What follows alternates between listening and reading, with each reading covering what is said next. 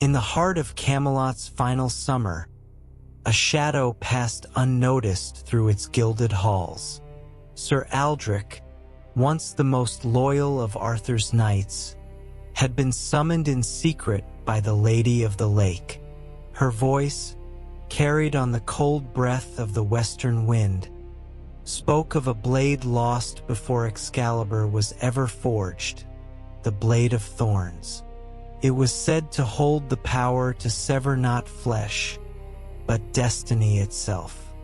Aldrich rode west, beyond the map's end, through marshlands where the mist clung like spider silk and the ground whispered under his horse's hooves. The air grew heavier with each mile, as if the world itself wished to keep him from reaching the blade. He found the ruins at dusk. Black spires jutted from the earth like the ribs of a buried giant, their stained glass windows long shattered.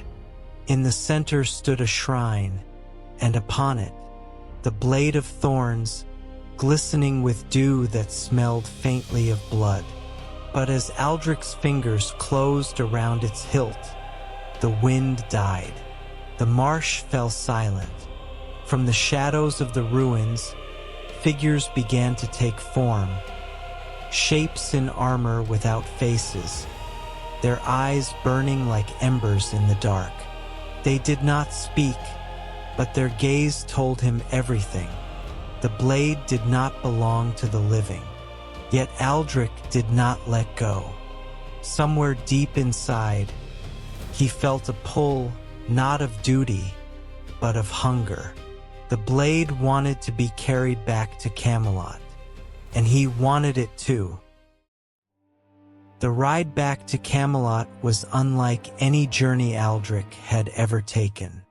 The marshlands that had resisted him before now seemed eager to let him pass. Yet the mist followed, curling around his horse's legs, spilling over the saddle, brushing against his ears like breath.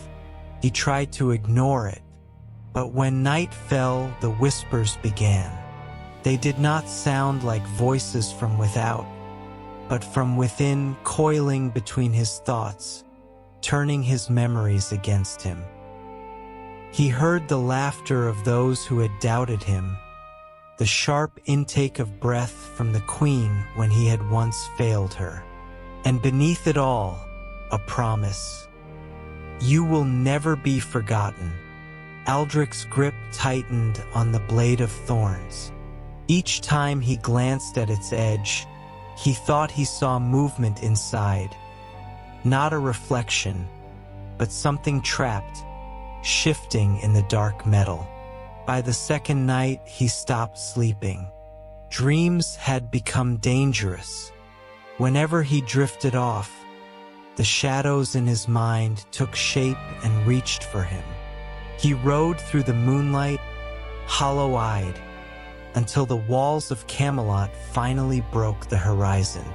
The city looked smaller than he remembered. Its towers dimmed as if the light feared to touch them. At the gate, the guards did not greet him with joy. They stared uneasy, as if a stranger had returned in his place. Aldrich passed them without a word. In the blade's whisper, he thought he heard them call him a ghost. Camelot was alive with the sound of preparation. Autumn's first chill had arrived, and with it the feast of the harvest, a celebration meant to bind the city in warmth before winter's trials. The great hall glittered with banners, torches, and gold plate. Yet when Aldrich stepped inside, the air turned colder. The lords and ladies paused mid-conversation. Servants slowed, trays trembling in their hands. Even the fire seemed to burn quieter. Aldrich felt their eyes upon him, not the eyes of comrades, but of people watching a wolf walk among sheep. At the far end of the hall, King Arthur sat upon the high seat. His face was unreadable, Morgana, seated beside the queen, tilted her head as if she could hear something no one else could. Her lips curved into the faintest smile. The Blade of Thorns hung at Aldrich's side, concealed beneath a dark cloak, but the whispers had grown bolder. They no longer waited for silence. They spoke over the hall's noise, hissing warnings and promises. They will betray you. They already have. Aldrich tried to bow, but his movements felt stiff, unnatural. His hand brushed the sword's hilt without meaning to. Somewhere deep within, he felt the court's suspicion sharpening into fear, and that fear was intoxicating. Arthur's voice broke the tension, calling Aldrich forward. The knight stepped into the light of the torches. For a brief moment, the shadows on the walls moved differently from their owners, bending toward him like hungry vines. When the king asked about his quest, Aldrich's mouth formed words, but they were not the ones he had chosen. And though no one could hear it, the blade was speaking too, to Morgana, to the queen, perhaps even to Arthur himself. By the time the king dismissed him, Aldrich knew one thing with certainty. The Blade of Thorns had not come to Camelot as a trophy. It had come as an infection. The following night, Camelot's great hall lay empty. Only the guards patrolled the torchlit corridors, their boots echoing in the stillness. Aldrich moved through the castle as if following a map no one else could see, his steps silent despite the weight of his armor. The whispers had changed. They no longer spoke in riddles but in commands.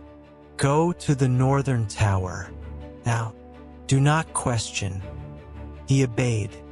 At the top of the tower, the moonlight poured through narrow windows, casting silver bars across the stone floor. A figure stood there. Sir Gareth, one of Arthur's most trusted knights. He turned at the sound of Aldrich's arrival, his hand resting casually on the pommel of his sword. "What are you doing here?" Gareth asked, but the words barely reached Aldrich's mind. The Blade of Thorns pulsed at his side, its glow faint but alive. Without thought, Aldrich drew it. The sound was unlike any steel he had ever heard. Not a ring, but a hiss, as if something venomous had been freed. Gareth stepped back, his eyes narrowing. The first strike came too fast for reason. Aldrich's arm moved with inhuman precision, the blade slicing through Gareth's guard as if the other knight's weapon were made of paper. Sparks erupted, but in the light of the sword's edge, they looked like drops of blood. Gareth fell to one knee, shock etched into his features. But before Aldrich could finish the blow, the whispers stopped. The hall was silent again. His breathing slowed, the weight of what he had done pressing down like stone. When he looked at the blade, there was no blood on it, only the faint reflection of his own face, smiling though his lips were still. He left Gareth alive but broken, and as he descended the tower stairs, Aldrich understood. The sword did not crave death for vengeance or justice, craved it simply to feed. By the third night, Camelot had begun to change. It was not sudden. No alarm was sounded, no invasion spotted beyond the walls. Yet something in the air felt wrong, as if the castle itself were holding its breath. The torches in the great hall burned lower than they should, their flames flickering in colors not born of fire. Deep green, bruised purple, blood red.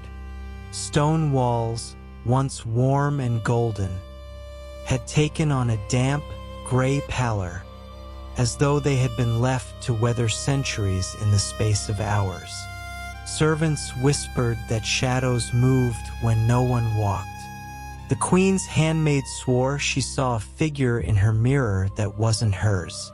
And always, when the night was quiet enough, a faint metallic hum seemed to come from nowhere and everywhere. Aldrich walked the corridors with the Blade of Thorns hidden, but the castle reacted to his presence. When he passed, tapestries swayed in airless rooms. Goblets on banquet tables trembled as if from a distant earthquake. In the chapel, a single pane of stained glass had darkened overnight, its depiction of Saint Michael now a silhouette with eyes of crimson glass. The priest, pale and trembling, avoided the room altogether. It was in the courtyard where Aldrich finally understood the depth of the blade's reach.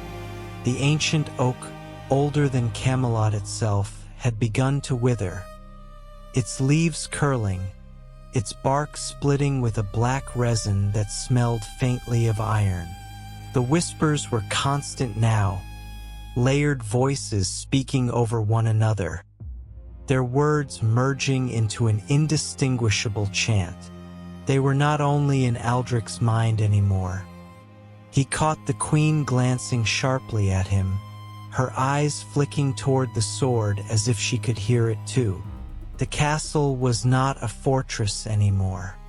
It was becoming a vessel, and the Blade of Thorns was filling it drop by drop. It began with glances, harmless at first, servants watching Aldrich a moment too long, guards hesitating before saluting.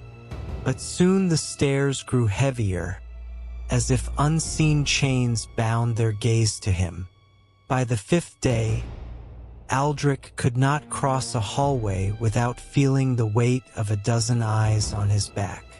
Their expressions were empty, their lips slightly parted, as though they were listening to something together.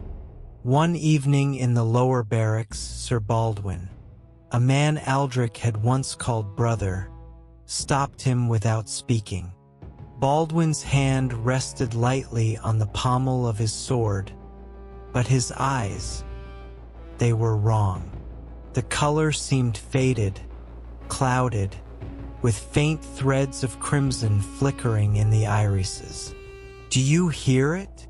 Baldwin finally whispered. "It's beautiful." Aldrich stepped back, but the air between them felt thicker, harder to breathe. He realized then that the Blade of Thorns was not whispering only to him anymore. Its voice had multiplied, spilling into the minds of others. At the royal council, the change was unmistakable. Two knights stood unnaturally still behind Arthur's chair, their hands twitching in unison, their gazes fixed not on the king but on the hilt beneath Aldrich's cloak. Morgana's eyes burned with recognition, though whether in fear or delight, he could not tell. Even the queen's composure began to crack. A slight tremor in her hands when the blade was near, the tightening of her breath as if resisting a call. That night Aldrich dreamed, but it was not his dream. He saw the great hall empty, its banners torn, the throne overturned. Figures stood in the shadows, faceless, each holding a sword of black and silver. And in the center, the Blade of Thorns pulsed like a living heart, its beat shaking the stones. When he woke, he found himself standing in the middle of the great hall, the blade already in his hand. Around him, in the dark, the eyes of the guards glowed faintly red. The council chamber was locked. Only Arthur, the queen, Morgana, and a handful of trusted knights stood inside. Aldrich entered at the king's summons, the Blade of Thorns hidden beneath his cloak, though its hum was now loud enough to be felt through the floor. Arthur's gaze was steady, but there was no warmth in it. "You have brought something into my court," he said. "Something older than this kingdom, and far more dangerous." The words barely reached Aldrich's mind. The sword's voice was louder, threading through his thoughts with venomous sweetness. "Strike now. End this before he takes me from you." Morgana stepped forward, her eyes fixed on the sword. "You cannot keep it, Aldrich," she said almost gently. "It will not stop with you. It never does." But the blade did not tolerate her tone. Aldrich's hand moved on its own, gripping the hilt. The hum deepened into a pulse, each beat rattling the goblets on the council table. Arthur's knights moved to intercept, but stopped mid-step. Their eyes flickered crimson. Their breathing fell in rhythm with the blade's pulse. The possession was spreading faster now, bypassing will entirely. The king rose, drawing Excalibur. The legendary steel caught the torchlight, its gleam pure and steady against the unnatural glow of the Blade of Thorns. "If it's you or my kingdom, Aldrich," Arthur said quietly, "you know my choice." The clash was sudden and violent. Sparks lit the air like falling stars. Excalibur met the cursed blade with a sound like shattering stone, each strike forcing cracks into the chamber's marble floor. For a heartbeat, Aldrich thought he could overpower the king. The blade poured strength into him, his strikes fueled by something far beyond human muscle. But Arthur's resolve was unyielding, and with every blow, the cursed whispers turned from triumphant to desperate. When the blades locked, the torch flames surged unnaturally high, casting both men in the shapes of monsters. And in that moment, Aldrich saw something in Arthur's eyes he had not expected. Not fear, but sorrow. The next strike would decide more than either of them realized. The final strike came not from strength, but from choice. Aldrich felt the Blade of Thorns surge through him, its power flooding every muscle, every thought. Arthur's guard faltered for a fraction of a heartbeat, enough for the cursed edge to pierce the king's defense. But Aldrich hesitated. In that sliver of time, something inside him, perhaps the last piece of the knight he once was, broke free from the sword's will. Instead of aiming for Arthur's heart, he twisted the blade into the marble floor. The chamber erupted. A shockwave burst from the point of impact, shattering columns and sending shards of stone into the air. The torches extinguished all at once, plunging the room into darkness. When the dust cleared, Arthur stood, blood running down his cheek, Excalibur still in hand. Aldrich lay on one knee, the Blade of Thorns still gripped tight, but the glow was gone. It lay in his palm like dead steel, its whispers silenced. Or so he thought. From the shadows, Morgana stepped forward, her gaze locked on the sword, and in the faint light from the shattered windows, Aldrich saw her smile. "You've weakened it," she said softly, "but you've also freed it." Arthur moved to speak, but his voice caught. A low hum began to fill the chamber again, not from Aldrich's hand, but from somewhere beneath the floor. The cracks in the marble glowed faint red, like veins carrying something upward. The king's expression hardened. This is not over. As guards rushed in, Aldrich felt the ground tremble. Somewhere deep in the castle, doors slammed on their own, chains rattled, and the air grew cold. The Blade of Thorns might have been struck down, but its presence had spread. And in the silence that followed, one whisper returned, faint but unmistakable. We are not yet done. Camelot's fate had shifted, but not in the way anyone had hoped.